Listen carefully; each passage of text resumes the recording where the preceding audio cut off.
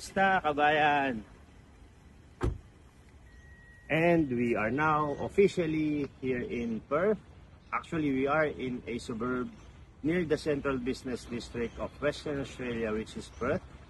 And we will organize our office today. Isasama ko po kayo. Of course, start natin ang operations natin dito sa Western Australia. Yesterday, first things first, of course, we arranged our accommodation and we need to have our service vehicle here in the West. And today, we will be going to our office and of course, organize everything. It's springtime here. Perfect weather. Meron pang mga jacarandas.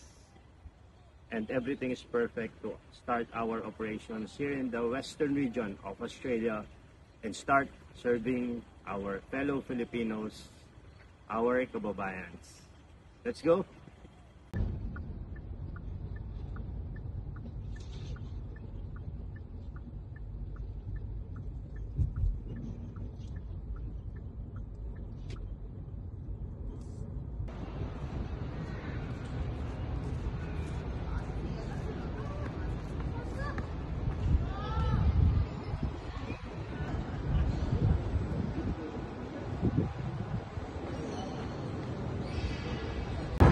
Mga kabayan, pasok tayo.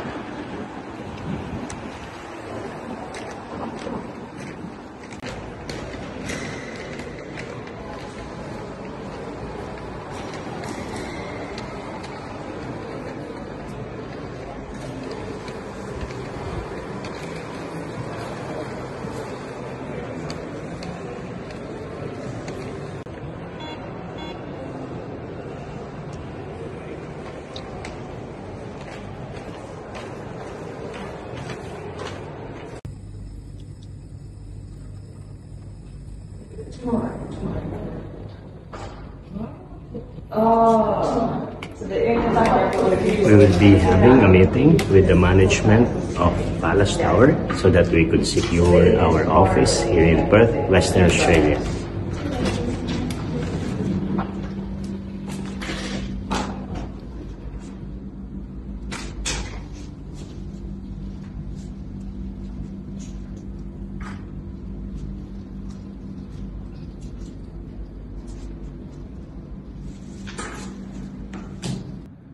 Congratulations to our GlobeTech Western Australia team.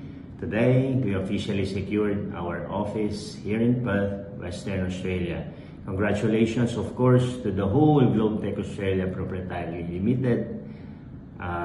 And of course, thank you very much sa lahat ng ating mga kababayan na patuloy na sumusuporta sa ating team. Without you, we will never reach this milestone.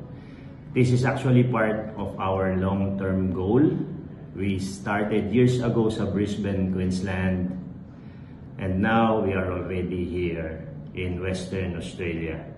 Hopefully next year, we will be able to establish offices din sa ibang mga states like New South Wales, Victoria, Tassie, Tasmania, and all other states and territories of Australia.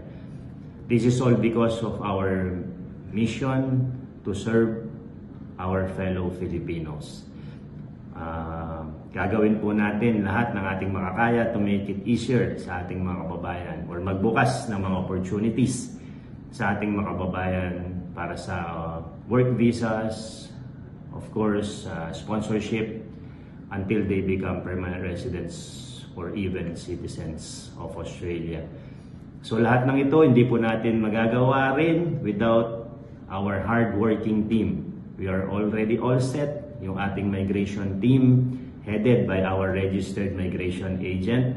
Of course, her associate, si General Manager JC, and our CEO, of course, who's handling the whole operations, Junel. Without their hard work, we will not be here, actually. And sa lahat ng bumubuo ng GlobeTech Australia, thank you very much sa inyo sa palaging pagbibigay ng extra time to serve our fellow Filipinos. Meron tayong partner or we are working with company called DMW, Department of Migrant Workers License Agency, BFG International Placement. Thank you rin for helping and guiding us always sa recruitment and of course sa processing ng mga exit clearances ng ating mga OFWs na dinadala dito sa Australia. Pine-place natin sa ating mga employers dito. Starting today, we will be having meetings with employers here in the West. Meron tayong pupuntahan mamaya na employer ng mga painting trades worker, and then tomorrow employer ng mga carpenters. The next day, employer naman ng mga roof plumbers, and then so on and so forth. Especially, of course, hindi rin mawawala yung mga nasa automotive industry. We already have placed workers here in the West. We will actually visit them, encourage yung kanilang mga employers to sponsor them until permanent residency. Meron ng mga, I feel so excited, meron na tayong mga employers na very much willing to sponsor their workers, started with 482 visa and now papunta na sila ng mga permanent residency visas. So that's how we work, that's how our team work. We work legally, and of course we always check on the welfare of our placed workers. And sana po next mga deployment natin dito sa West, kasama na po kayo. Continue following our FB page, GlobeTech Australia. Check on our mga banners and all our posts. And then, when you apply, we will forward your application sa atin, your processing. We will forward them to our partner agency. And then hopefully, susunduin ko kayo sa airport here in the West or anywhere in Australia. Thank you so much, kabayan. God bless us all.